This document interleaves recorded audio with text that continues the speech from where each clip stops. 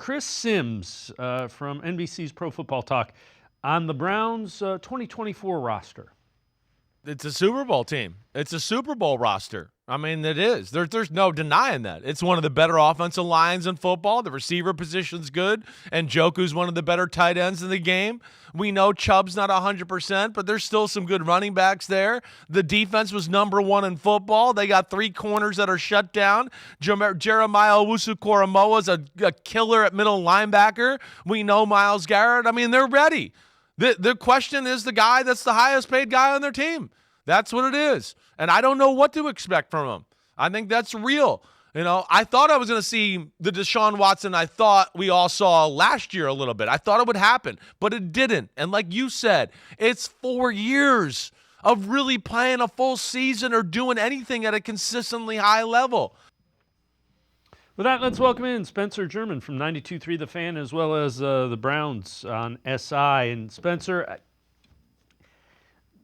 Chris Sims is a guy that has been squarely in the Deshaun Watson camp until this offseason. So I get it. The guy was 8-4 as a starter. Yeah, listen, the Deshaun dilemma is, we know, the biggest talking point about this team until I think we see him play meaningful games. I think it has been kind of refreshing with training camp starting up. We've been able to talk about some other stuff. Deshaun's obviously still at the focal point, but there's been some other stuff going on that has drawn us in and allowed us to kind of analyze different areas. But he's right. Like, as much as we maybe want to kind of swallow that and not make it the overarching story, because we've been talking about it for 3 years now, that remains the biggest question mark for a team that, to Phil's point, I think is well equipped to potentially go chase a championship if things kind of fall their way.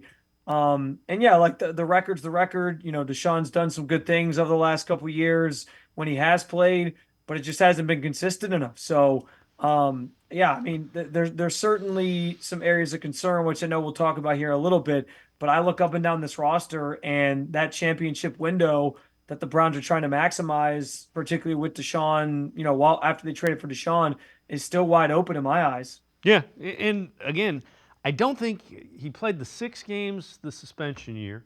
I don't think he played 4 consecutive games last year. And that, as a quarterback, if you can't get out there and play, you're going to struggle. All right. Well, sorry, I didn't. No, I was go. Gonna say that's what makes it so hard is, you know, because I know people love clinging on to the second half of that Ravens game.